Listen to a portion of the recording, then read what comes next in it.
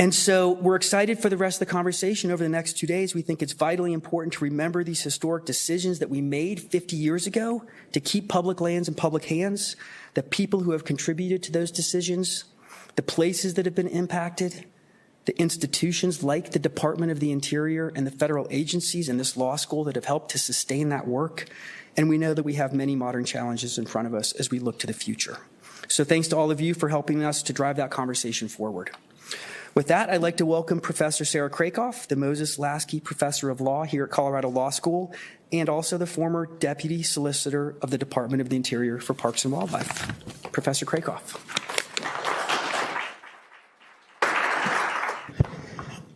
All right, thanks, Chris, and thanks, Annie. Thanks to the center and all the other speakers that traveled to be here, or some that are more local. I also want to thank my two wonderful research assistants, Maddie and Corinne, who helped put these slides together. And I want to thank my friends and mentors, Charles and David. Their forward-thinking ideas made very much real in their own time, are still with us. And I can tell you that when I was at the Department of the Interior, people would pull, a Getch's paper off the shelf about Indian water rights to inform work they were doing right then and there. And that's to me a mark of the true value of certain kinds of legal scholarship, right? They're there for the moment, but they're there also to educate for the long term. And that was true of both Charles and David in ways that, are too numerous to really recount and mention. And I would add, I think their inspiration and the role models that they were, and the inspiration we draw from them, they're needed more now than ever. And especially Charles's optimism is needed now more than ever. And if I might channel him for 1 second, I think he would say, and whenever I channel Charles, you have to excuse the language a little bit, but he would be really pissed off right now, I think, about a lot of things that are happening with regard to our public lands. So I'm going to talk about who will speak for our public lands and what they should say. And I'll get into that in a second. I wanted to start with, first, how many of you were at John Leshy's excellent lecture last night? Oh, that's so good. Okay, that's great. Well, whether you were there or not, I do want to connect the dots between what John so comprehensively described and what I want to talk about this morning. John described what he referred to as the new Gilded Age policies that threaten in very serious ways to take conservation and public lands policies backwards, away from protection, conservation, and multiple use for all, away from the principles embodied at the beginning of the Public Lands Report, and toward extraction and profit for the extremely wealthy few. John also has documented in his terrific book, Our Common Ground, which I commend if you haven't read it, to do so, how public sentiment about public lands protection and conservation runs in the exact opposite direction as these policies of the moment. As Chris described, the American public loves its public lands, and while we may not agree on why or how to love them, the trend since the dawn of federal conservation policies has been to expand the base of support for conservation, to diversify it, and therefore inevitably to make public lands an increasingly interesting and highly valued site of democratic decision-making, including dispute and conflict. Given that, how is this administration's anti-democratic momentum being carried forward? And what might it mean for the future of a broader, re-engaged, diverse in every way, and democratic movement to protect and safeguard our natural resources and public lands? There are lots of potential questions to ask and answer within that. And John touched on several last night.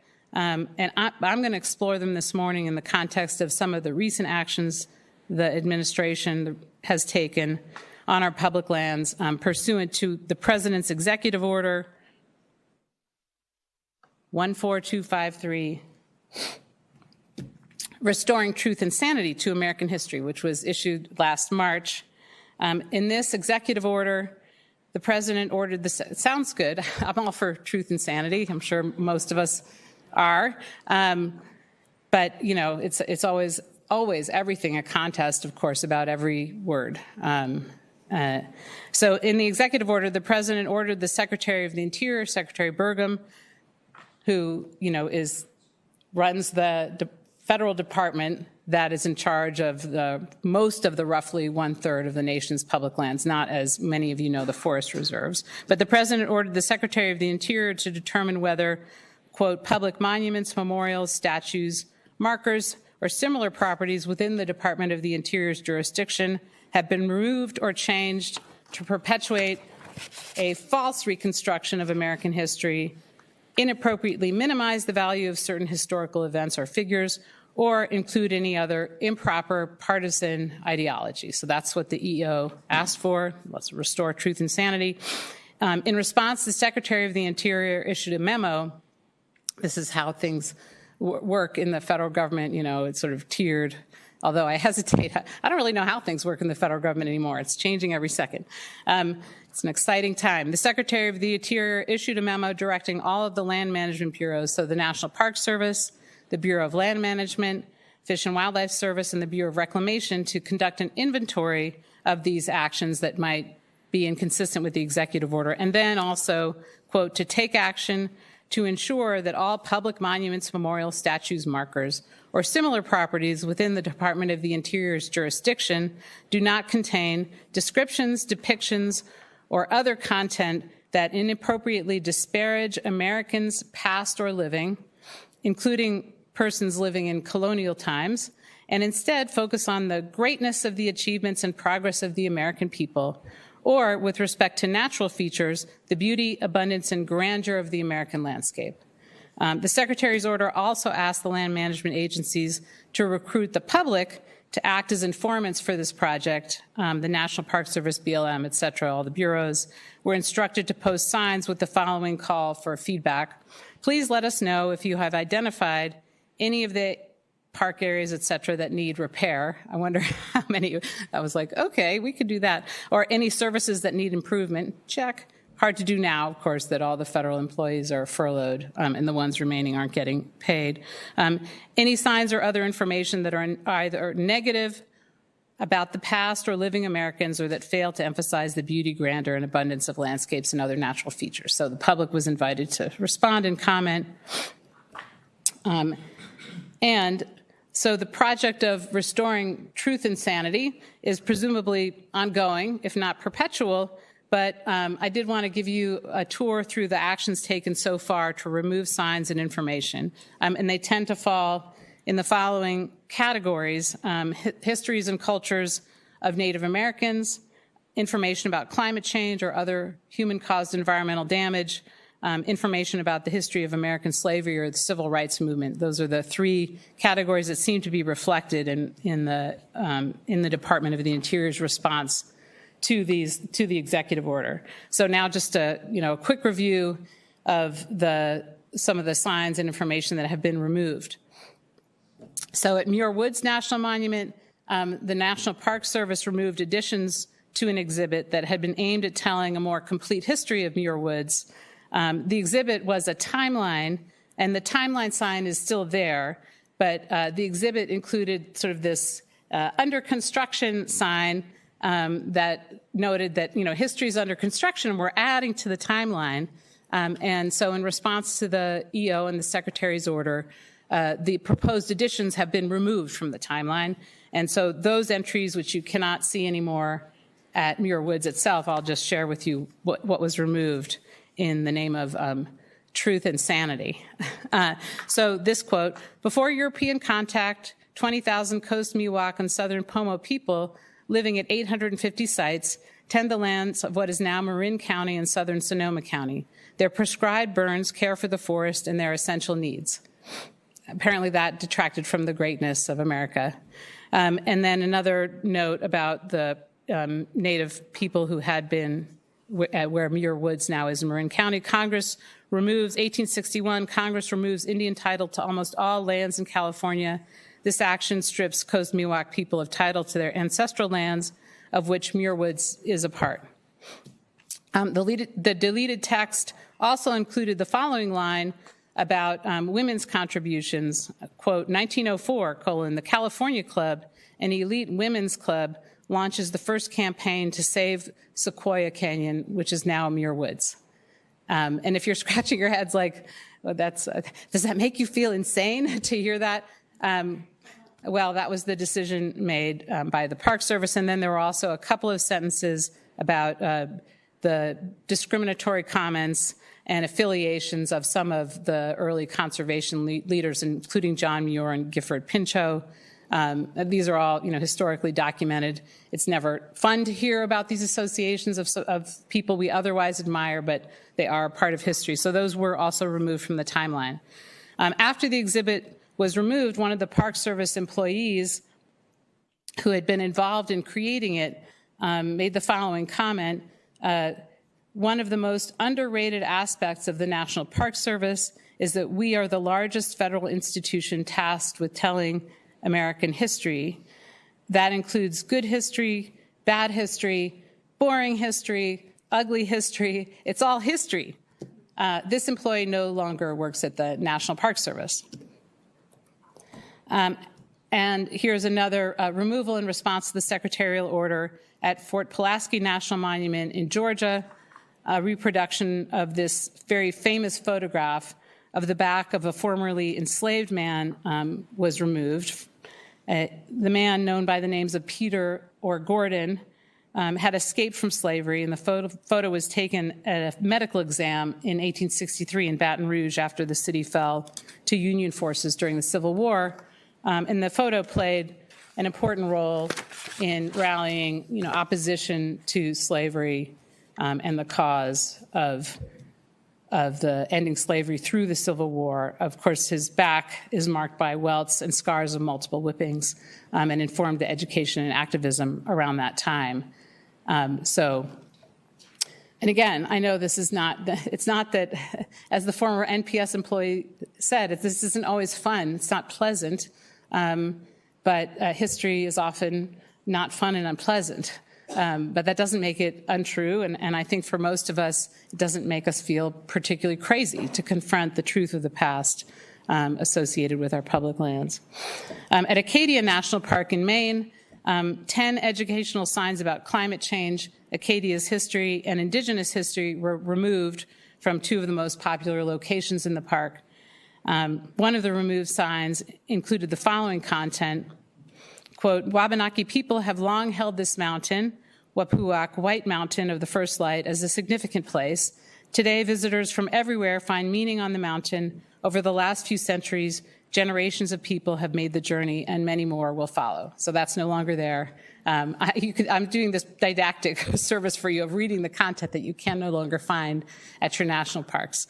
Other removed signs asked hikers to remain on trails and to refrain from picking berries to protect the fragile ecosystems. And outlined the impacts of climate change, such as rising sea levels and extreme weather, and promoted public transportation to reduce emissions. At Gateway National Recreation Area, which is Gateway lines, New York and New Jersey. I spent some time there in the previous administration for matters totally unrelated to this sign and removal of language, but for interesting stories about that, see me later. So a sign that was removed from Jamaica Bay Wildlife Refuge read, some very new parks preserve not just lands or buildings, but our nation's ideas and ideals. They remind us of things we hope to live up to, like women's rights and liberty, and things we hope never to repeat, like slavery, massacres of Indians, or holding Japanese Americans in wartime camps. So this language, crafted by some NPS employee, probably with a great sense of her patriotic mission, is gone. It's been removed following the EO. And then one more sign. Manassas National Battlefield Park in Virginia, there was a sign that was labeled as the War Over Memory, which was removed. It mentioned that the initial dedication to this national battlefield park included honoring Confederate General Stonewall Jackson in the 1940s, And the text that has been removed said, the dedication ceremony perpetuated lost cause mythology, emphasizing Confederate valor and ignoring slavery as the central cause of the Civil War. So that too is gone. And then there's also been language removed from several National Park Service websites. At Stonewall National Monument in New York City, the website has been stripped of any mention of the transgender people who contributed to the movement at Stonewall, several of whom were leaders that led to the revolution at Stonewall that changed the historical trajectory for the rights of LGBTQ people. And the letters T and Q were also removed from the webpage to limit the acronym. And at John Lafitte National Historic Park in Louisiana, all reference to climate change's impact along the Louisiana coast have been removed.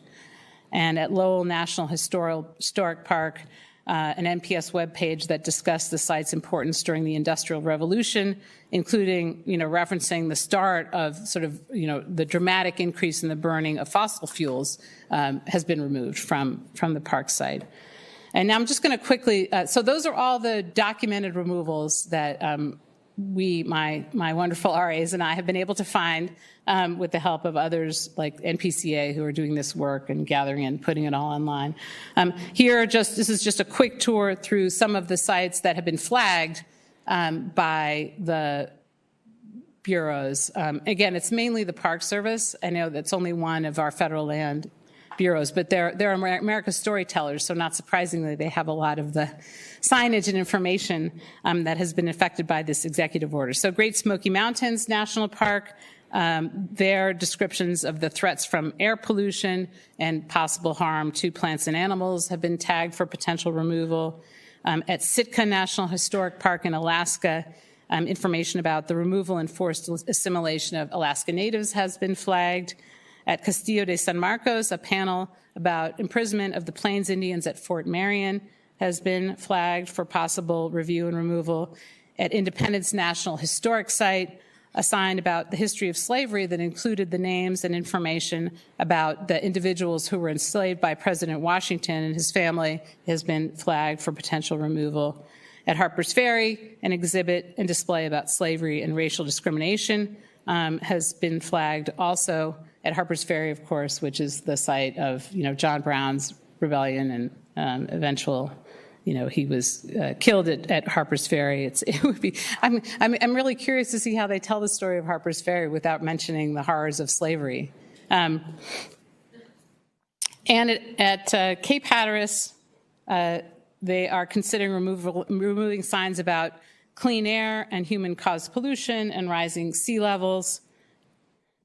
And finally, at Everglades, the park staff have flagged stories about urbanization of the landscape throughout the park as possibly disparaging the, quote, development of industrial America. So none of that information has been removed, but it's all been tagged. And then finally, one more image. This name change was not pursuant to the executive order on restoring truth and sanity. Rather, it was subject of its own executive order, and there have been a few of these renamings. I'm sure most of you are aware.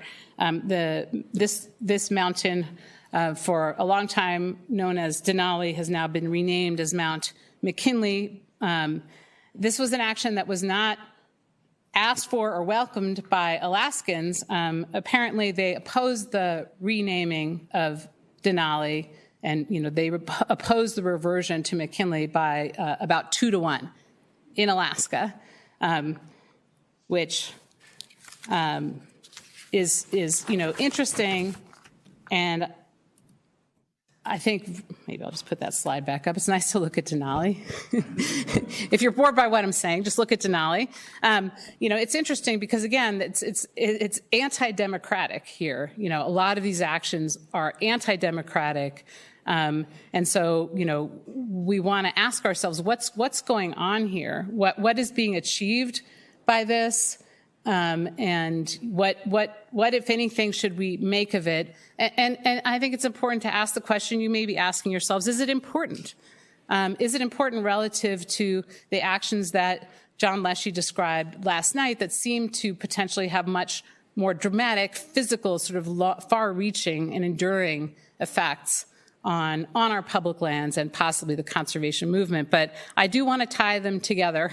So this is how we're going to do this. But it's going to take a second. Just keep track of the anti-democratic theme. So first, I want to say, on one hand, there's absolutely nothing new about public lands being used to project the values of those in power. This is not new, and I don't want to claim that this administration is doing anything dramatically different in that regard. Asterisks. There's also nothing new about the stories about our public lands being used toward the end of American identity formation. Since the founding era, American public lands have been a part of the formation of the U.S.'s unique, exceptionalism, U.S. exceptionalism, American exceptionalism, U.S. identity. And again, as John Lasky has described, thanks for your book, John, decisions about who would hold the public lands west of the original 13 colonies were foundational to the constitutional order. States without Western land claims were wary of states like Virginia and New York with claims that theoretically expanded as far west as wherever the new national borders might be. They were afraid those states would become too rich and powerful at the expense of the landless states. The constitutional solution was to have the federal government hold the public lands for the benefit of all the states at the time, but all the people, and for Congress to be the ultimate arbiter of the fate of those lands as new states entered the Union and the nation's borders extended from coast to coast. The identity-forming rhetoric that won the day at that time was that the public lands were the common heritage of all the states, all of who used their sweat, blood, tears, humans, and resources to achieve independence. The nation-building role assigned to our public lands continued in a wide variety of forms over the ensuing decades and centuries, and included many points at which the vast and seemingly untouched nature of American landscapes and wilderness helped to shore up national political goals of the moment, often by perpetuating ideas about American exceptionalism. And there are way too many examples. I'm not going to go through all that history for many reasons, including that there is not enough time. So I'll just hit a few highlights in the history of American public lands and within different eras. During the middle of the 19th century, the grandeur of American landscapes was promoted as a way to distinguish the United States from Europe and promote the idea of a new burgeoning nation full of resources and at the time, an expanding frontier. While resource policies at the time were geared toward dispossession and exploitation, the aesthetic version of this American exceptionalism, promoted by artists of the Hudson River School and others who started to travel out west, paved the way for the early steps toward land conservation and protection, all sort of in the name of the unique American identity. And then, speed up a little bit, during the Progressive era, following the first Gilded Age, preservation of public resources, including passage of the Antiquities Act, were promoted and justified in part as a way to preserve the distinct history of the Americas, a history with features unique and unknown to European archaeology and anthropology. So again, preservation and conservation in the name of a unique American identity, this sort of American exceptionalism. And of course, famously, Teddy Roosevelt used his bully pulpit to promote American-style conservation of public lands, associating his actions to establish forest reserves and fish and wildlife refuges with civic duty and what he called the new nationalism. And this is from just a short quote from a new nationalism speech he gave in 1910 in Kansas. Of all the questions which can come before this nation, short of the actual preservation of its existence in a great war, there is none which compares in importance with the great central task of leaving this land, even a better land for our descendants than it is for us, and training them into a better race to inhabit the land and pass it on. Conservation is a great moral issue, for it involves the patriotic duty of ensuring the safety and continuance of the nation. So again, American identity, patriotism, American exceptionalism, and becoming, a more and more perfect version of ourselves, better versions of ourselves. Not long after, as European nations tore their own lands and their people apart during World War I, the United States, in the midst of World War I, established its system of national parks in the National Park Service Organic Act of 1916. And what better way to send the message that the United States, the emerging superpower, was exceptional than to preserve public lands for future generations while European nations were losing an entire generation of young men. And again, after World War II, as the country emerged from the Depression and reaped the benefits of New Deal construction and public works, the national parks were promoted as sites for distinctly American experiences of rest and restoration. And as Wallace Stegner famously put it after this time, but describing, the formation and perpetuation and love for the national parks, he said the national parks are, quote, absolutely American, absolutely democratic. They reflect us at our best rather than our worst. The national park idea, the best idea we ever had. And here's another quote, associating conservation and public lands with American identity. Preservation is for more than just the enjoyment of hikers and families, but also serve as a means to keep our past alive. And if you were to guess which president that was, I bet in this audience, a lot of you would get it right, but I won't let you. I'm just going to tell you. It was President Nixon who said that. And President Nixon said that because, of course, Congress was in the midst of its bonanza of environmental lawmaking. And President Nixon was he himself a public lands lover and conservationist? I don't think we have a lot of evidence of that. Unlike TR, he wasn't a hunter and outdoorsman and all of this. But that was the mood and the spirit of the time, right? Which he was very much reflecting. And, I know historians will tell us only up to a point.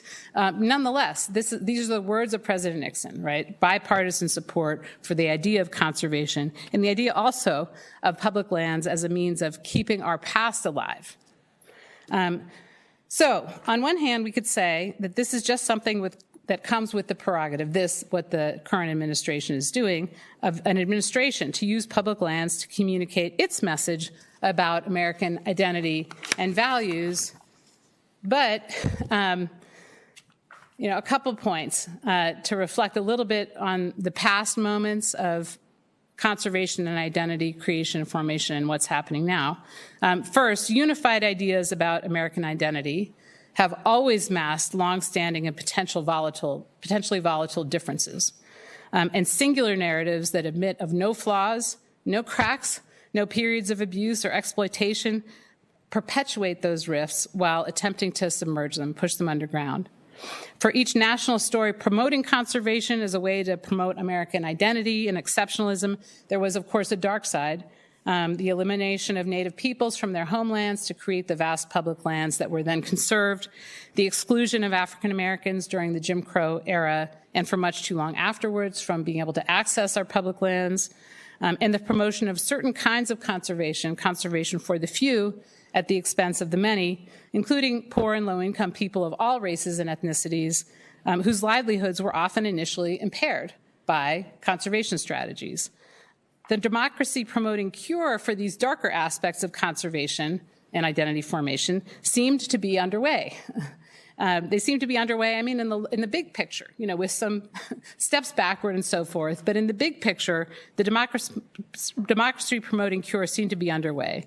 And the solution was not fewer public lands. Let's get rid of the public lands to erase some of these darker legacies, right? Or less environmental protection, and a return to policies of unregulated exploitation, right? That didn't seem to be the solution that the public was hankering for. The cure was more democracy on and about the public lands, including their histories. And yet now, this return to, quote unquote, truth and sanity. By telling stories about America's greatness that exclude, and I'll just say it, the actual truth. And if I didn't say it already, I should say, I also work for the Colorado Attorney General's office. These remarks are only my own and don't reflect the views of the AG's office or the University of Colorado or anyone except for myself. I won't even say that they represent the views of the center, unless they want them to. Right? The actual truth, both about history and the present. This is happening, of course, right, this restoration of truth and sanity, at the very same time that the administration is turning over millions of acres of public lands to oil and gas leasing, mining, and extraction to the detriment of the public, both fiscally in the short term and in terms of environmental resource values in the long term. So what is going on and why? One explanation is that that sort of culture wars, red meat of restoring truth and sanity is doing what this administration tends to do, which is shoring up its base by, quote unquote, owning the libs, right? No more talk about Native people and women in the parks, right? We get all mad and upset. And that's intentional. So that's part of it. That could be part of it. But another, I think not inconsistent, is that this is a sleight of hand.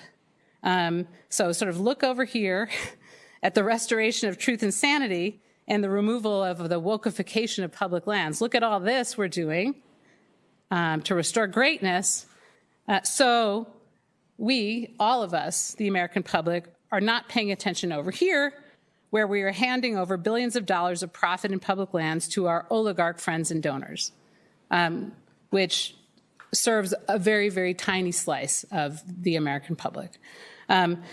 Because if support for public lands conservation and environmental protection in general are popular, as the data shows, then the administration needs a distraction, a sideshow, and ideally an identity-based one to keep the public from noticing and rebelling against the fact that it is being swindled. So what kinds of responses are possible? I know right now it might feel a bit bleak and overwhelming. There are so many actions this administration is taking that violate norms, including legal norms, and seem to keep us always a step or two or three removed from truth and knowledge, while some gaslighting about truth and sanity is going on at the same time, and it's hard to figure out how to respond in ways, again, that reach a broad swath of the public, which was, the aim, the track I think the conservation movement was on until this major disruption. But if it's true that public lands protection and natural resources conservation are and remain popular, and we know that they are, we know that they do, because we hear that from, again, a broad and diverse array of voices across the political spectrum, I think we, the people, have some options. There are all the legal options and all the litigation tools. I think right now those are mostly stalling tactics, and they're good up to a point. But they're really only good up to a point. There's a lot of control here in the executive branch and in Congress, which is now being, almost wholly responsive to the executive branch. But I think here are some options. One, of course, we can remind ourselves that environmentalism, conservation, public lands protection do have that very wide support. And just that lately it doesn't seem to be expressed in national elections, right? We do need to keep that in mind, that the wide support doesn't seem to translate into voting very often. But it can nonetheless propel political action, as it did in the time of the Nixon administration, 1970s and Earth Day, right? If there's a groundswell of opposition and or support, then, typically the politics respond. But in the absence of that, don't expect any response at all. So, to build a broad-based, democratic, and diverse public lands and conservation movement by, among other things, upending this administration's efforts to narrow the story. So I think one thing to do is to continue to tell the diverse story, the complicated, diverse story of America's public lands, so that we continue in all the ways that matter. One, to tell the truth about American history. That's a value in and of itself, as President Nixon reminded us. And two, to continue to reach out and diversify and broaden the movement. And there are ways to do that, to put the story of America's public lands back on the public lands, and continue the stalled project of making them more democratic, more accessible, and more resilient than they have ever been. And I suspect that the ways to do this rely on young people. And I'll just tell you one interesting suggestion. When I was describing this paper and presentation to my daughter, who's 25, she said, "Oh, Mom, well, nobody reads the signs anyway. Like, what's the big deal?" She said, "Well, you know what? People should go and put QR codes around the public lands and do it like an Instagram campaign and have the information that was once available just by, a click of your camera." So that's just one idea to get the information out there that still exists. And to continue the project, and don't stop there, right? Continue the project of a broad understanding of truth about and widespread support for our public lands. And you can use your First Amendment rights on public lands. This is all government speech, so I'm not sure we can do a lot about the changing of the signs legally. We're in a law school, I need to say that. But you can use your First Amendment rights on public lands, and there are some very creative exhibits, for example, on the National Mall, if you get a permit, with political expression, artistic creativity to continue to tell those stories. The project of telling America's story was apparently threatening to those who want to keep natural resources in the hands of the very wealthy few. So I think a solution is, with all these ways, in all these ways, and in ways supported, many of them by law, to keep telling it. Okay, so thanks so much. Sorry for going a little bit over.